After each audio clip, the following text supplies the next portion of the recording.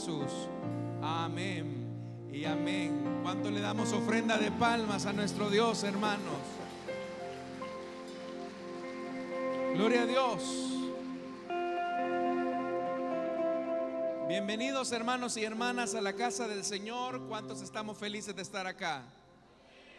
Sabemos que es el mejor lugar en el que podemos estar a esta hora del día. Sé que puede sentir un poco de calor usted a esta hora, pero estamos en el mejor sitio, hermanos, en la presencia del Señor. Así que en esta tarde quisiéramos dar la bienvenida a las personas que nos visitan por primera vez. No sé si hay alguien que nos visita por primera vez. Quisiéramos ver su mano levantada para poder saludarle. ¿Habrá alguien entre los presentes que nos visita por primera vez? Quisiéramos ver su mano levantada. Allá atrás.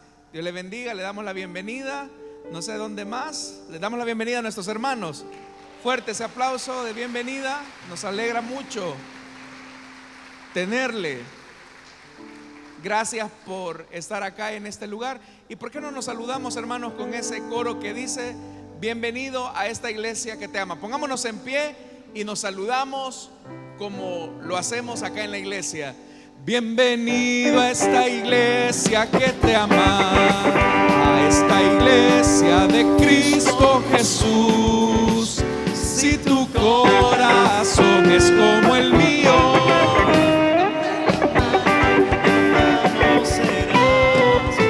dame la mano, dame la mano, dame la mano y mi hermano serás. Dame la mano, dame la mano, dame la mano y mi hermano serás. Ama si quieres ser feliz.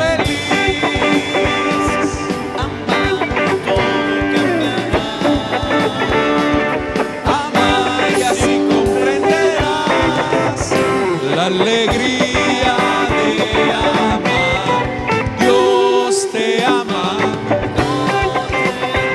y así debemos vivir. Dios te ama, yo te amo, vivamos siempre así. Te amo.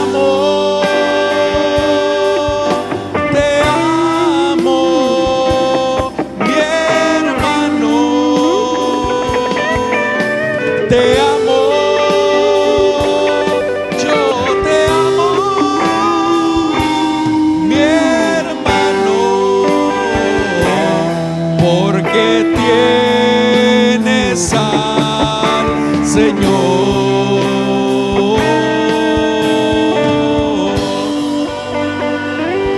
Les enviamos un saludo a los oyentes de la radio, a los que nos ven a través del internet también. Bienvenidos.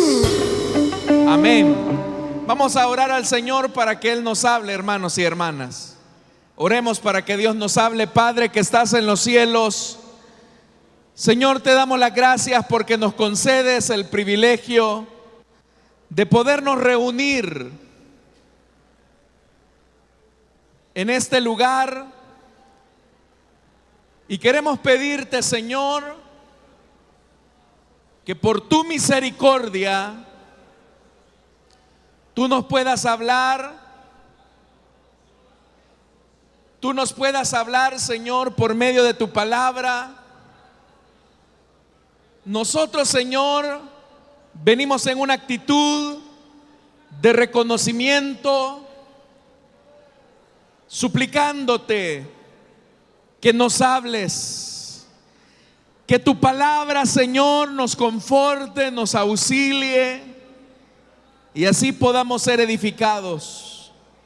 Te lo pedimos, Señor. Añade a tu iglesia los que has predestinado para salvación y vida eterna, de los que están en este lugar como de los que a través de la radio o el internet van a escuchar este mensaje. Todo lo pedimos, Señor, en el nombre de Jesús, nuestro buen Dios y nuestro Salvador, por quien te damos las gracias. Y el pueblo del Señor dice: amén. Vamos a abrir la Biblia, hermanos, en la carta a los Hebreos, capítulo número 10. Hebreos capítulo 10. Y vamos a leer a partir del versículo número 11 en adelante. Si lo tiene, dice amén. Hebreos capítulo 10, versículo 11 en adelante. La palabra de Dios dice: todo sacerdote celebra el culto día tras día, ofreciendo repetidas veces los mismos sacrificios que nunca pueden quitar los pecados. Pero este sacerdote, después de ofrecer por los pecados un solo sacrificio para siempre, se sentó a la derecha de Dios, en espera de que sus enemigos sean puestos por estrado de sus pies. Porque con un solo sacrificio ha hecho perfectos para siempre a los que está santificando. También el Espíritu Santo nos da testimonio de ello. Primero dice: este es el pacto que haré con ellos después de aquel tiempo, dice el Señor. Pondré mis leyes en su corazón y las escribiré en su mente. Después añade: y nunca más me acordaré de sus pecados y maldades. Y cuando estos han sido perdonados, ya no hace falta otro sacrificio por el pecado. Amén. Hasta ahí dejamos la lectura, hermanos. Tengan la bondad de tomar sus asientos, por favor, esta tarde. Hermanos, esta carta a los hebreos tiene como finalidad alentar a todos aquellos judíos que habían creído en el Señor Jesucristo y que ahora se encontraban enfrentando persecución. Quiero decirle, hermanos, que en el siglo primero,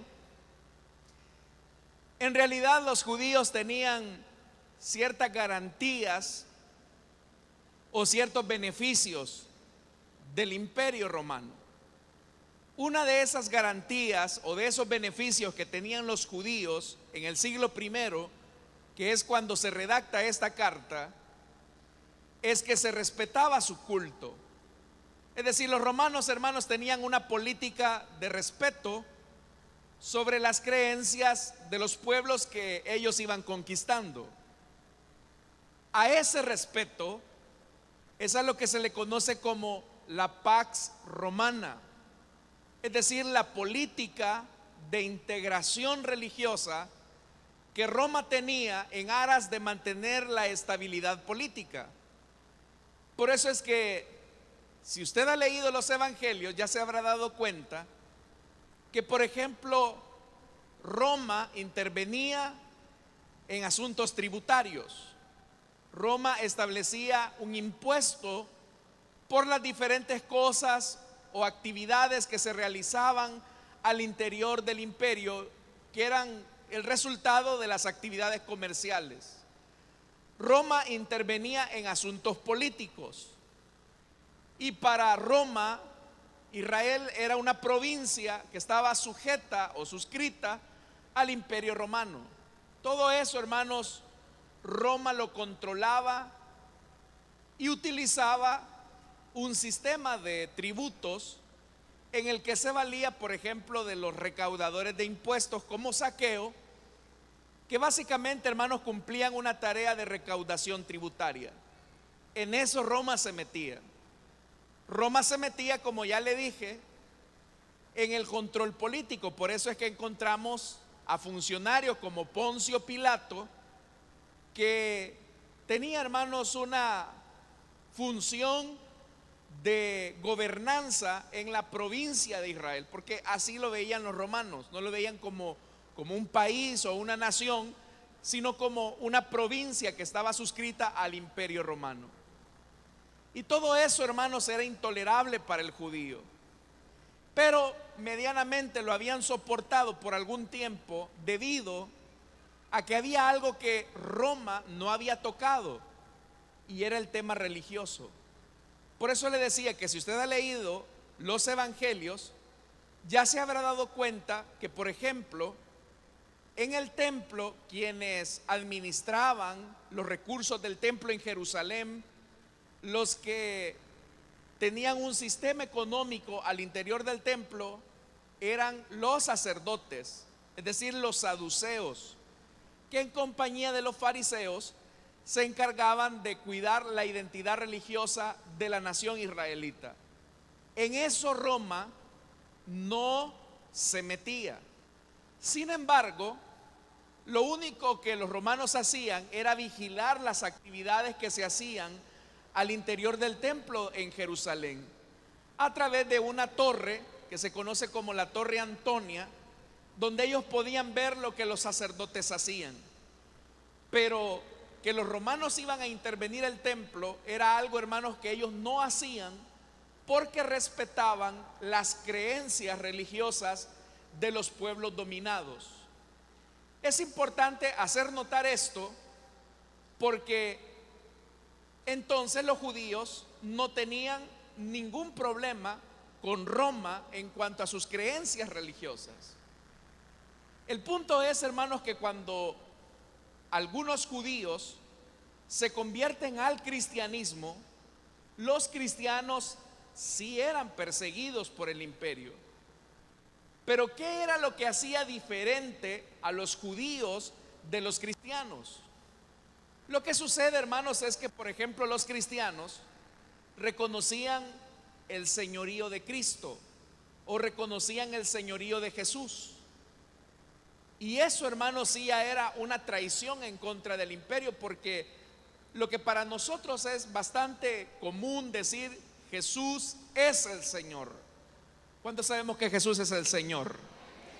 Eso que nosotros declaramos así abierta y públicamente, en el siglo I a usted le hubiese costado la cabeza, porque ese título de Señor solamente se le atribuía a César.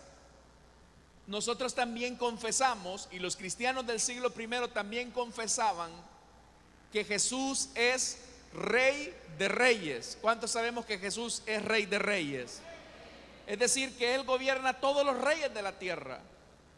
Pero igual esa confesión hubiese derivado en su persecución o en su martirio. Nosotros también confesamos que Jesús es el Hijo de Dios y que Él es Dios. ¿Cuántos creemos esa verdad? Esa confesión también nos hubiera costado la cabeza. Entonces, los judíos no tenían problemas con el imperio romano y Roma no tenía problemas con los judíos.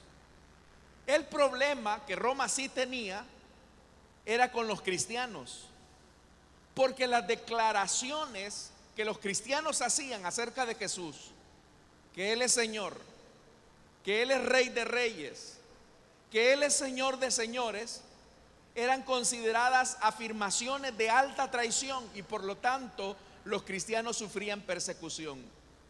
Cuando un judío venía al evangelio y se convertía, entonces el judío que no había tenido problemas por su fe, ahora al llegar al evangelio, entonces comenzaba a tener persecución, comenzaba a tener problemas con el imperio. Entonces algunos cristianos que procedían del judaísmo veían como opción el regresar nuevamente a la práctica del judaísmo para evitar así la persecución del imperio romano.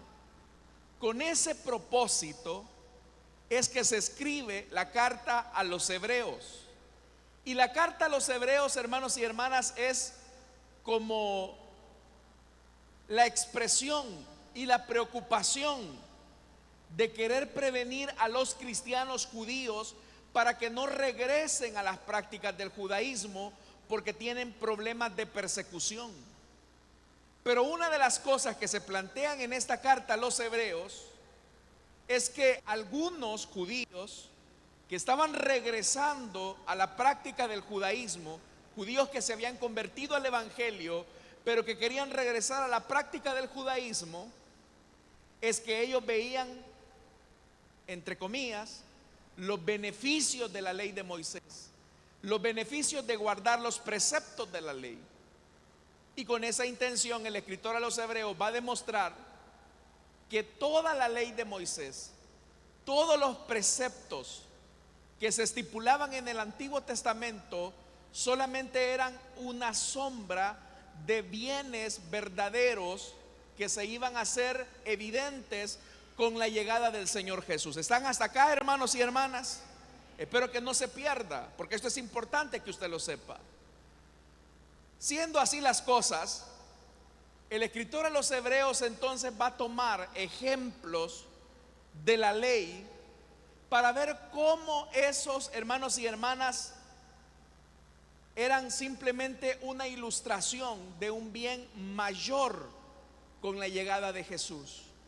Y dice el versículo 11, que fue donde comenzamos la lectura, dice: todo sacerdote celebra el culto día tras día, ofreciendo repetidas veces los mismos sacrificios que nunca pueden quitar los pecados.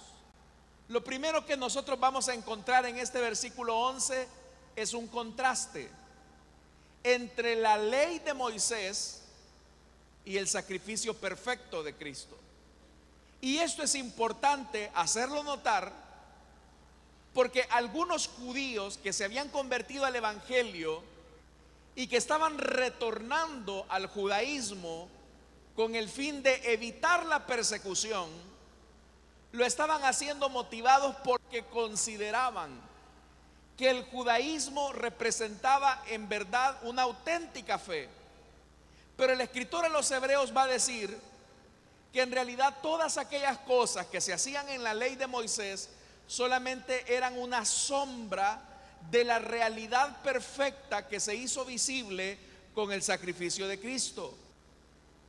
Y ese versículo 11 con el que comenzamos la lectura dice: todo sacerdote celebra el culto día tras día, ofreciendo repetidas veces los mismos sacrificios.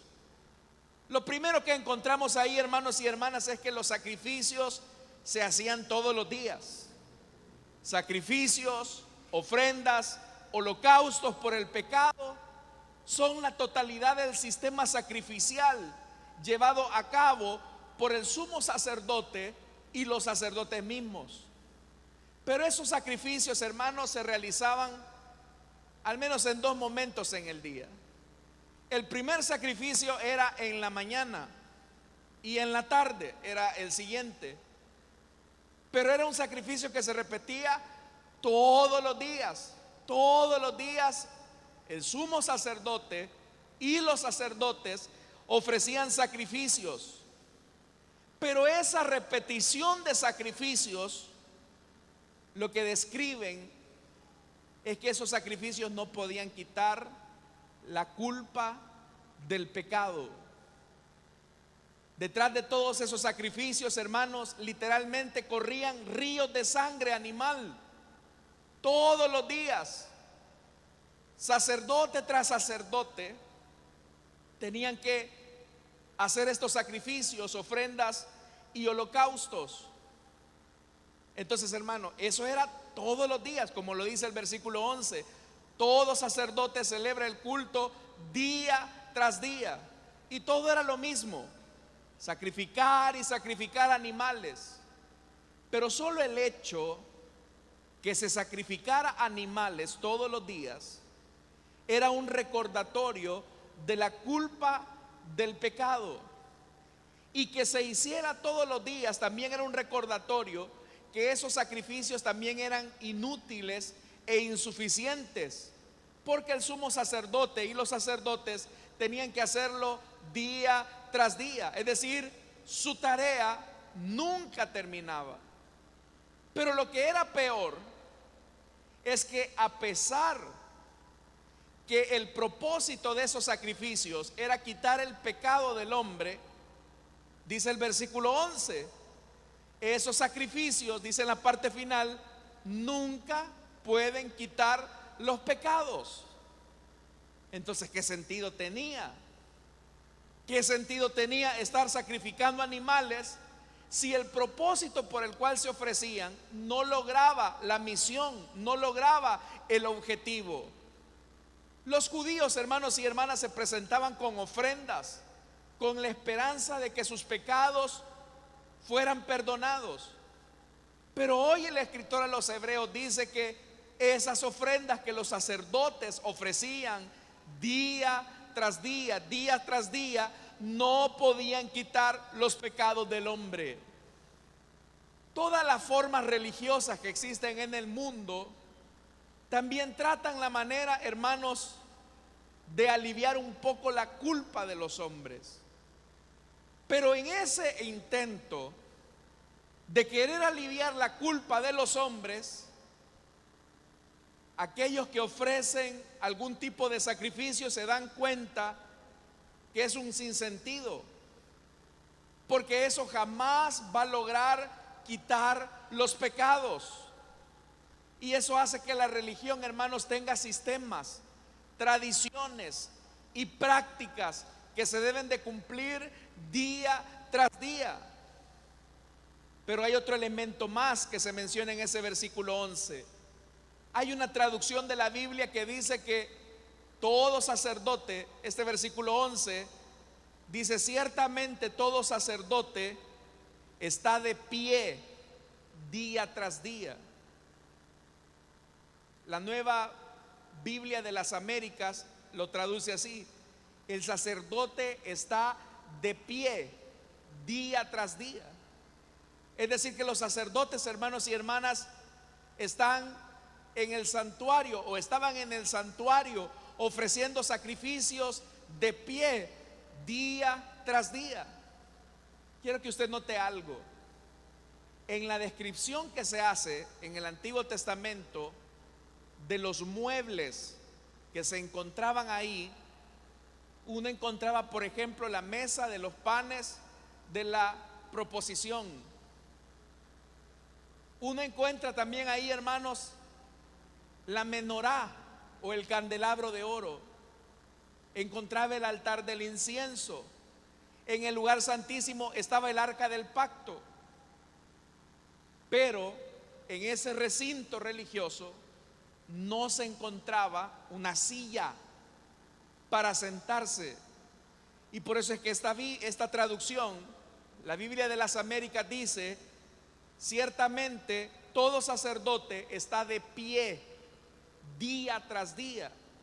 Y si está de pie es porque su tarea de tratar la manera de encontrarle cura al pecado hacía que él estuviera en actividad continuamente.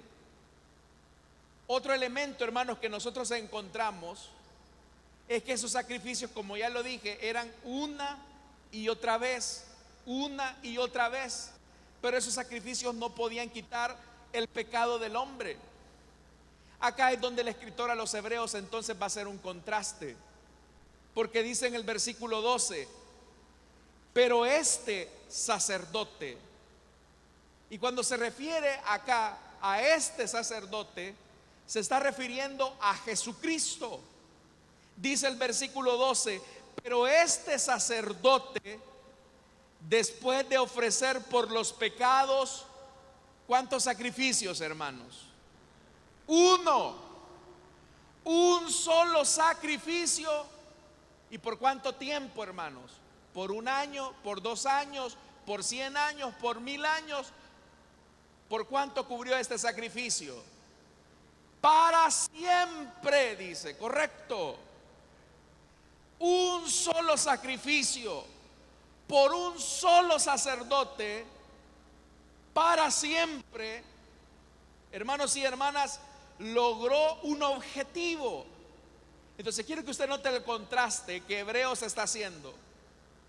Allá en el judaísmo, los sacerdotes están día tras día ofreciendo los mismos sacrificios. Como lo dice esa traducción de la Biblia de las Américas, están de pie, sacrificando animal tras animal, animal tras animal, día tras día, día tras día. Pero en comparación con nuestro sumo sacerdote, que es Jesucristo, dice que después de ofrecer, ¿cuántos sacrificios?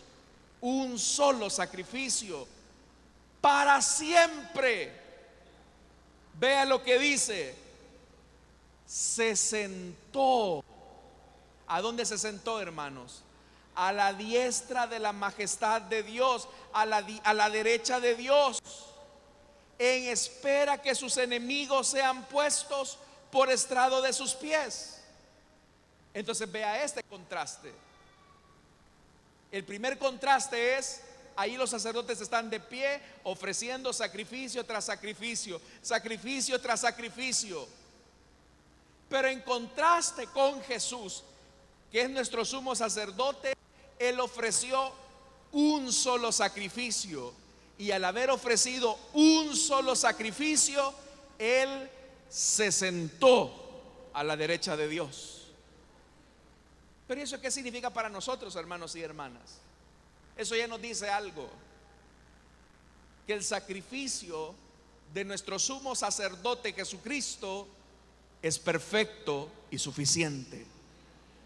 A diferencia de los judíos, que estaban ofreciendo sacrificio tras sacrificio, pero esos sacrificios, hermanos, no lograban tener una condición de paz y tranquilidad en el hombre, porque dice la Escritura, no quitaban el pecado del pueblo, no quitaban el pecado del pueblo de Dios. Ahora dice la Escritura que con un solo sacrificio para siempre el Señor se sentó a la derecha de Dios. Y dice, hermanos y hermanas, el versículo 13: en espera de que sus enemigos sean puestos por estrado de sus pies. Cristo culminó su obra redentora en la cruz del Calvario, sentándose a la diestra de la majestad del Padre. Pero eso, hermanos, tiene una implicación importante, porque el Salmo 110, en el versículo número 1, Dios le dice a su Hijo: siéntate a mi derecha hasta que ponga a tus enemigos por debajo de tus pies. Este pasaje, el Salmo 110, versículo 1, es el pasaje del Antiguo Testamento más citado en el Nuevo Testamento. Pero ahora el escritor a los Hebreos dice que cuando Cristo se sacrificó por nosotros en la cruz del Calvario, Él ahora se ha sentado. ¿Qué significa eso, hermanos y hermanas? Que la obra necesaria para que nuestros pecados pudiesen ser perdonados ya estuvo finalizado en la obra perfecta que Jesús hizo. De tal manera que nosotros ya no necesitamos sacrificios humanos, obras muertas de la religión, para tratar la manera de obtener el perdón que solamente Dios puede dar. Con el sacrificio perfecto de Jesús, hermanos y hermanas, ahora nosotros tenemos salvación y vida eterna. Con un solo sacrificio bastó. Por eso es que la Escritura, hermanos y hermanas, señala esa verdad. ¿Cuántos alaban el nombre del Señor? Por ese sacrificio perfecto. Un solo sacrificio fue necesario. Y si Jesús está sentando a la diestra de la majestad del Padre, es porque su obra se terminó. Es porque Él finalizó su obra y dice: ya está cumplido. Ya no hay más que hacer. Esa es la buena noticia del Evangelio. La buena noticia del Evangelio es que usted y yo no debemos de hacer nada para obtener el perdón de nuestros pecados. La buena noticia del Evangelio es que Jesucristo hizo todo para perdonar nuestros pecados y nuestras transgresiones. Con un solo sacrificio, ahora Él se ha sentado a la diestra de la majestad del Padre, hermanos, esperando a que sus enemigos sean puestos por estrado de sus pies. Esa es la buena noticia del Evangelio. Porque lo que la religión dice es que usted tiene que hacer algo para obtener el perdón de Dios. Mi estimado amigo y amiga, Tú no necesitas hacer nada para recibir el perdón de Dios, porque ya hubo uno que lo hizo todo y lo hizo perfecto, y ese es Jesucristo, el Hijo de Dios. Nuestra esperanza no está en nuestras obras, sino que nuestra esperanza está en el Señor. Por eso más adelante en el versículo 14 dice: porque con un solo sacrificio ha perfeccionado para siempre a los que han sido santificados. El versículo anterior, que es el versículo número 11, dice que todos los sacrificios que los sacerdotes hacían día tras día no podían quitar el pecado. Pero ahora el escritor a los hebreos dice que con el sacrificio de Jesús hemos sido santificados. ¿Qué significa esto también, hermanos? Significa que el pecado que nos agobiaba, el pecado que nos imputaba nuestra maldad, ahora ha sido quitado, ha sido removido por la preciosa sangre de su Hijo Jesucristo. ¿Sabe algo? Yo no sé cuál es su maldad. Yo no sé qué es lo que usted ha hecho. Yo no sé si su vida está llena de tinieblas. Yo no sé si en su mente solamente ha existido maldades. No lo sé. Lo que sí le puedo decir es que todos los que estamos acá reconocemos que somos pecadores, pero también hemos reconocido y hemos confesado que la sangre de Cristo tuvo el poder para quitar todas nuestras transgresiones y todas nuestras maldades, y ahora hemos sido santificados por el sacrificio perfecto de Jesús. Eso no lo logra la religión. La religión no le va a poder quitar jamás a usted la culpa de su condición de pecador. Pero el sacrificio de Jesucristo sí nos ha quitado la conciencia y la culpa del pecado. Eso, hermano, nos debe de llenar a nosotros de alegría y de esperanza, porque entonces delante de Dios nuestros pecados han sido borrados, nuestros pecados han sido limpiados. ¿Cuántos hemos sido lavados con la sangre del Cordero? Significa que cuando Dios lo ve a usted, Dios lo ve, hermanos, con una cuenta limpia. Ya no le debe nada a usted a Dios, nada, absolutamente, porque hubo alguien que pagó la deuda que pesaba sobre sus hombros. Y eso, hermanos, no lo hizo posible la religión, no lo hizo posible una filosofía, no lo hizo posible las buenas obras, no lo hizo posible tampoco la ley de Moisés. Lo que hizo que usted recibiera el perdón de nuestro Dios fue la sangre derramada de su Hijo Jesucristo. ¿Cuántos nos hemos amparado a esa preciosa sangre, hermanos y hermanas? Con esa preciosa sangre el Señor nos ha limpiado de pecado. Hemos sido purificados. Por eso más adelante, versículo 15, también el Espíritu Santo. Mire que acá, hermanos, aparecen las tres personas de la Trinidad: el Padre que está sentado en el trono, el Hijo que se sienta a la diestra de la majestad del Padre, y vea lo que dice el verso 15: el Espíritu Santo nos da testimonio. Dice: este es el pacto que haré con ellos después de aquel tiempo. ¿Cuál tiempo? El tiempo del sacrificio de Cristo. Este es el pacto que haré con ellos después de aquel tiempo, afirma el Señor. Pondré mis leyes en su corazón y las escribiré en su mente. Esto era algo, hermanos y hermanas, que el pacto anterior o la ley de Moisés jamás pudieron hacer. Porque ahí estaba, hermanos y hermanas, el sumo sacerdote matando animales, sacrificando animales, pero eso no quitaba la maldad del corazón del hombre. Si hay algo que también tenemos que entender nosotros, es que la religión no puede cambiar la naturaleza de los hombres. No hay sistema religioso que pueda cambiar el corazón del hombre. Un hombre puede estar lleno de religiosidad, una persona puede tener tradiciones, una persona no puede faltar quizás a su centro de culto, pero ese hombre seguirá siendo el mismo pecador, con el corazón endurecido, la conciencia entenebrecida, seguirá en su condición de muerte. Pero a diferencia de aquellos que hemos sido lavados con un solo sacrificio, que es el sacrificio de Jesús, dice la Biblia que el Señor hará un pacto con nosotros. ¿Y cuál es el pacto que Dios hará con nosotros?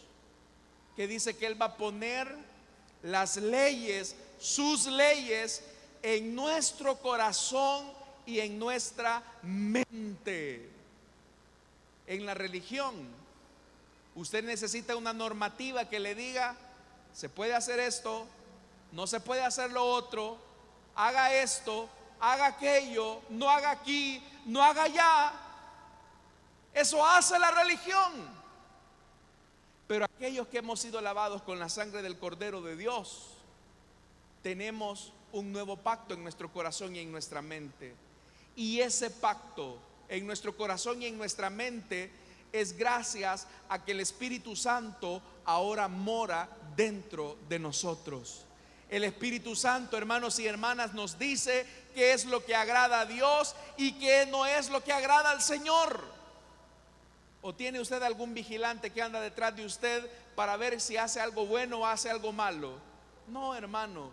Nosotros tenemos la morada del Espíritu Santo, y por el Espíritu Santo que mora dentro de nosotros, Él nos dice lo que agrada al Señor y aquello que le desagrada.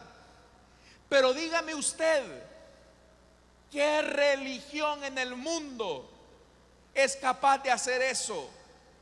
¿Sabe? Con esto no estamos diciendo que los cristianos no tenemos pecado o que los cristianos no tenemos tentaciones. Por supuesto que tenemos tentaciones. Por supuesto que fracasamos muchas veces a causa de nuestros descuidos. Pero el Espíritu Santo siempre está dentro de nosotros, alertándonos y diciéndonos: esto no me agrada, esto no me honra. Y cuando nosotros pecamos, hermanos y hermanas, hay algo dentro de nosotros que no nos deja en paz, que no nos deja tranquilo. Pero bendita intranquilidad, porque sabe algo, esa intranquilidad que sentimos cuando hemos desobedecido o hemos hecho una maldad, es la presencia del Espíritu Santo que nos dice: esto no me agrada, esto no me honra, esto no te va a ir bien. Ese es el Espíritu Santo. Pero hay personas, hermano, usted lo sabe, ¿verdad?, que hacen y hacen y hacen, y uno se pregunta: ¿y este hombre no tiene conciencia? ¿Y esta mujer que no siente lo que está haciendo? No, no siente nada. Este día, revisando un Twitter, aparecía, hermanos, una noticia bastante increíble, y era un muchacho en una motocicleta disparándole a otro joven frente a cámaras, a plena luz del día, en un centro comercial, asesinando a otro muchacho acá en nuestro país vecino de Honduras. ¿Cómo es eso? Uno diría: ya no tiene sensibilidad, que frente a las cámaras, a plena luz del día, en un centro comercial, a vista de muchas personas, le arrebata la vida a otro joven disparándole como 3 o 4 disparos. Uno dice: no tienen conciencia, no tienen sensibilidad. Por supuesto que no la tienen. Y no la tienen por una razón sencilla: porque ellos están muertos en sus delitos y pecados. Ellos siguen estando en una condición miserable. Pero aquellos hermanos y hermanas cuyos pecados y transgresiones han sido perdonadas por el sacrificio perfecto de Jesús, la Biblia dice que el Señor hará un pacto con nosotros. Y el pacto con nosotros es que la ley será colocada en nuestro corazón y en nuestra mente. Hoy nosotros, hermanos, sabemos qué es la voluntad de Dios, no porque un hombre nos lo diga. Hoy nosotros sabemos qué es la voluntad de Dios, no porque una religión nos lo diga, sino que ahora nosotros sabemos lo que honra al Señor, porque el Espíritu Santo vive dentro de nosotros. Esa es una bendición. Más adelante dice en el versículo 17, y este es el beneficio total, porque ya en el versículo 11 se dice que todos los días el sacerdote estaba repitiendo sacrificio tras sacrificio, y esa repetición de sacrificio tras sacrificio era un recordatorio para el hombre de que su pecado estaba latente delante de Dios, que su pecado estaba a la vista de Dios, y obvio Dios lo recordaba. Pero aquellos que hemos sido perdonados por Jesús, dice el verso 17, después añade, y nunca más me acordaré de sus pecados y maldades. Yo ya no me voy a acordar de sus pecados y de sus maldades. ¿Sabe? Yo no sé qué es lo que usted haya hecho en su vida vieja. Aquí, hermanos y hermanas, tenemos testimonio de todos. Aquí hemos tenido gente empedernida en el vicio. Aquí hemos tenido cocaíneros. Aquí hemos tenido, hermanos, gente que ha practicado la brujería. Aquí hemos tenido personas, hermanos y hermanas, que han hecho cosas horribles en su vida vieja. Todos acá tenemos un pasado. Todos acá, hermanos y hermanas, hay situaciones que nos avergonzarían contarlas en público. Pero ¿sabe algo? Ya no pesa la vergüenza ni la culpa en nuestra memoria por una sola razón, porque el sacrificio perfecto de Jesús hizo que nuestros pecados y nuestras transgresiones fueran totalmente borradas. Y por eso dice la Biblia que el Señor ya no se acuerda más de ellos. Satanás puede llegar delante de Dios a decirle: Señor, si este era un gran marihuano, si a este tenían que levantarlo de la cuneta, si esta mujer era de las más pervertidas de su colonia, la regalada le decían, pero ahora tú la llamas tu hija, pero ahora tú lo llamas a él tu hijo. Y Dios le tiene que decir a Satanás: nunca más me acordaré de sus pecados, porque la sangre de mi Hijo amado está aplicada en él.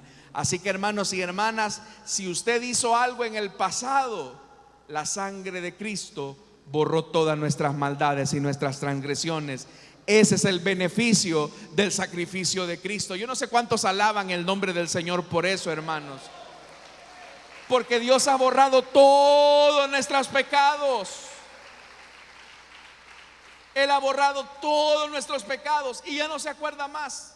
¿Sabe por qué Satanás tiene que venirnos a recordar lo que fuimos en nuestra vida vieja? Porque nosotros no nos aferramos al sacrificio de Cristo.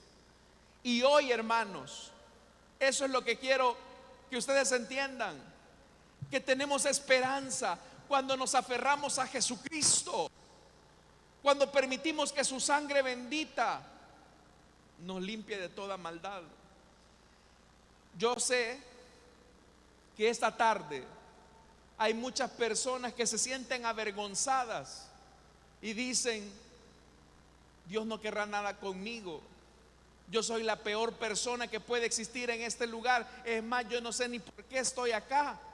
Yo no sé por qué acepté a venir a un lugar que no está hecho para mí. Mire, en primer lugar quiero decirle algo: este no es un lugar de santulones. Este es un lugar donde se reúnen los pecadores que han sido lavados por la sangre del Cordero de Dios. Así que si usted es un pecador, este es su mejor lugar. Esta es la mejor hora a la que puede estar escuchando este mensaje de salvación. Y el mensaje es este: tú no necesitas sacrificios, Tú no necesitas obras humanas para tener el perdón de Dios. Lo único que necesitas es aferrarte al sacrificio único y perfecto que Jesús hizo por nosotros en la cruz del Calvario. Si tú te aferras a ese sacrificio con todo tu corazón, con toda tu mente, con todo tu corazón, si tú confiesas a Jesús como tu Señor y tu Salvador, la Biblia dice, la Escritura señala que el Señor ya no se acordará más de tus maldades y de tus iniquidades. Esa es la salvación que tenemos en Jesús, hermanos y hermanas. Es un borrón total. Dios ya no se acuerda. Dios ya no se acuerda. Así que yo no sé qué es lo que usted haya hecho en el pasado, pero ya no permite que Satanás le acuse, porque sus pecados han sido perdonados. En una ocasión, hermanos, a una hermana se le dio un privilegio dentro de la iglesia, y hubo alguien que por ahí saltó y dijo: ¿y cómo va a ser posible que le van a dar ese privilegio a esa hermana? Si esa hermana era una aquí, era una allá, era aquí. Y uno le tuvo que preguntar a esta hermana: hermana, perdone, pero eso que usted está mencionando, ¿eso era lo que era esta hermana antes de venir a Cristo? Sí, me dijo, pero ¿cómo va a ser eso? Esa es su vida vieja, me dijo, pero todavía el pasado la persigue a esta persona, me dijo. Pues ya no, hermana, le dije, porque la sangre de Cristo borró todas las iniquidades y las maldades de esta persona. Delante de Dios, hermanos y hermanas, si nosotros hemos recibido el perdón de Dios, delante de Dios, nosotros somos sus hijos amados. Delante del Señor ahora tenemos salvación y vida eterna segura, no por nuestras obras, sino por lo que Jesús hizo por nosotros en la cruz. Así que alabe el nombre del Señor, hermanos, por esa bendición. Ya no me acuerdo.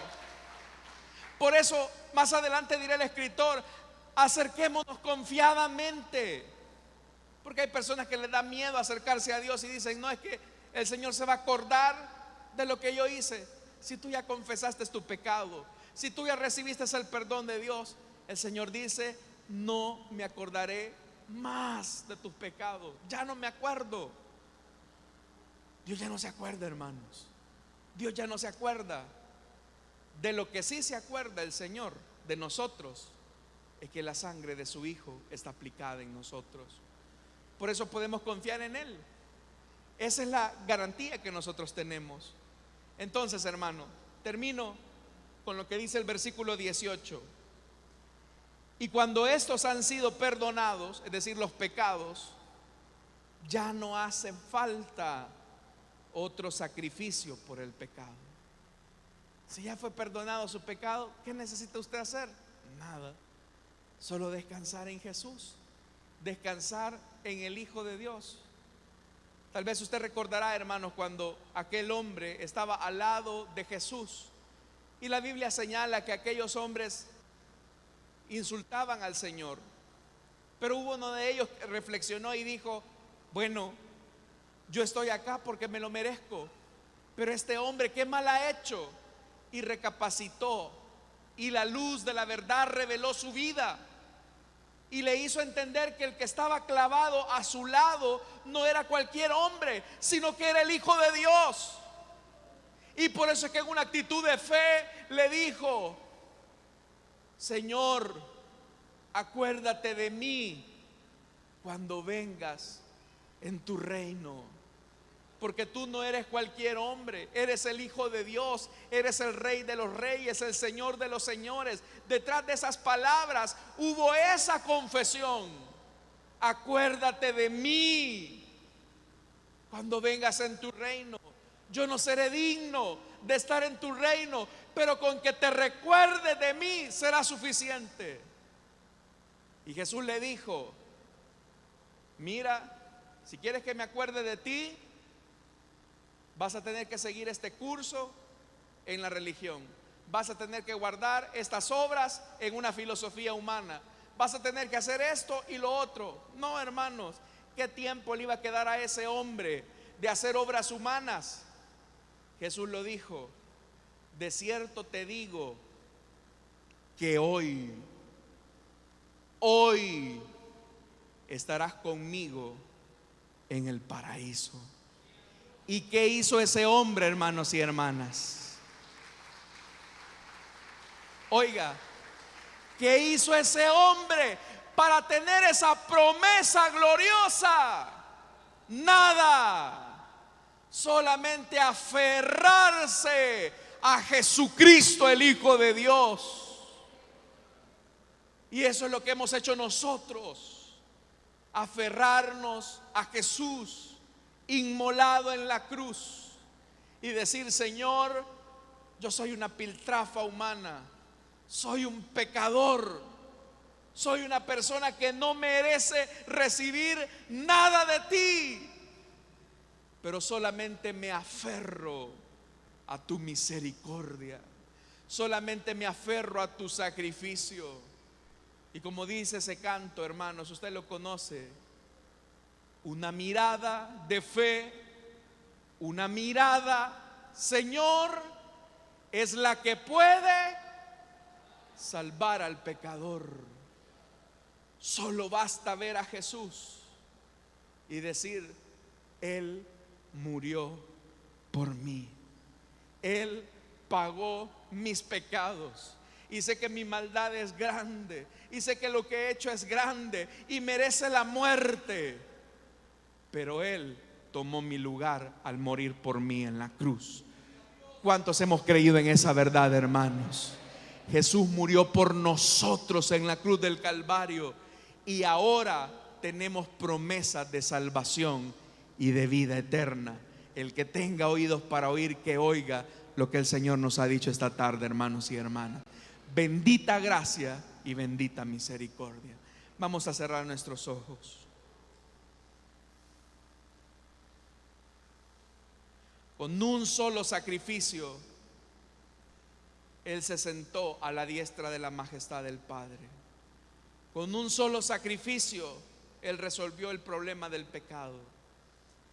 Yo no sé cuál es tu situación esta tarde, pero esta tarde quiero orar por aquellas personas que desean entregarle su vida a Cristo.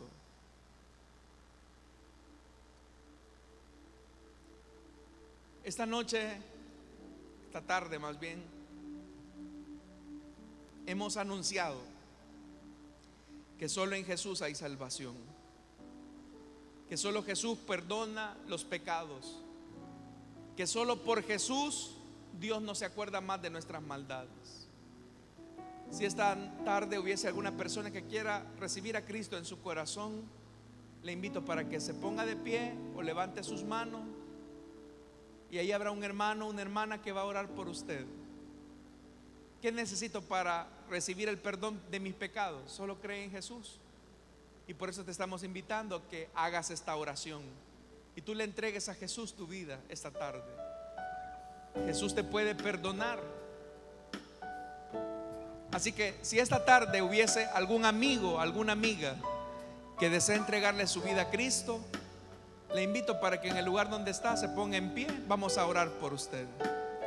Jesús puede perdonar tus pecados. Jesús puede lavar tus pecados, tus maldades. Esta tarde, ¿habrá alguien que quiera entregarle su vida a Cristo o que desea reconciliarse? Le invito para que se ponga de pie. Si hay alguien que desea entregarle su vida a Cristo, hermanos, algún amigo, alguna amiga que viene por primera vez y que dice: hermano, usted no sabe lo malo que yo he sido, usted no sabe lo mala que yo he sido. No importa, no importa qué maldades hayas cometido, la sangre del Hijo de Dios es capaz de limpiarte de todo pecado y de toda maldad. Esta es la oportunidad entonces para que tú vengas al Señor. ¿Habrá alguien en esta tarde que desea entregarle su vida a Cristo? o incluso si tú te alejaste del Señor y deseas reconciliarte, también esta es la tarde para que te pongas a cuenta con el Señor. ¿Habrá alguien? Puede ponerse en pie o levantar sus manos, y ahí habrá un hermano, una hermana que va a orar por usted. ¿Hay alguien? ¿Habrá alguien que desea entregarle su vida a Cristo o que desea reconciliarse? No puedo alargar más este llamado, pero la invitación es sencilla. Cree en Jesús y tus pecados serán perdonados. Cree en el Señor y tus maldades serán borradas.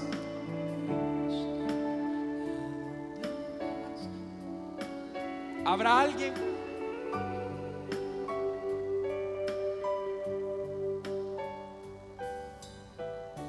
Tú puedes tener una nueva vida en Jesús, pero es importante que tú le reconozcas y que confieses tus pecados.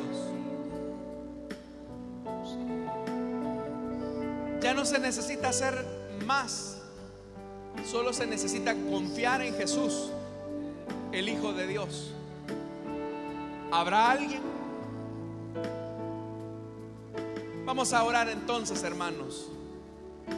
Pero si en lo que estamos orando hay alguien que desea entregarle su vida a Cristo, póngase en pie y camine hacia el frente. Vamos a orar por usted. Nosotros como cristianos, como hijos de Dios, démosle gracias al Señor por lo que Él hizo por nosotros. Padre que estás en los cielos, te damos las gracias, Señor, por esta oportunidad que nos has dado de escuchar tu palabra, Señor, de poder meditar en ella y de entender que con un solo sacrificio nuestros pecados han sido perdonados. Señor, te damos las gracias porque tu sangre derramada hizo posible nuestra reconciliación contigo. Abriste un camino por medio del cual podemos ahora acercarnos a ti. Queremos alabarte, Señor, y bendecir tu nombre. A ti sea toda la gloria, Señor, hoy y siempre. Gracias por ese sacrificio perfecto. Oramos también, Señor, por nuestras ofrendas y nuestros diezmos. No te damos, Señor, de lo que nos sobra, sino que te damos de lo mucho que tú nos has dado. Señor amado, en reconocimiento a lo que has hecho, bendice nuestras aportaciones. Bendice, Señor, nuestros diezmos y nuestras ofrendas. En Cristo Jesús. Gracias, Señor.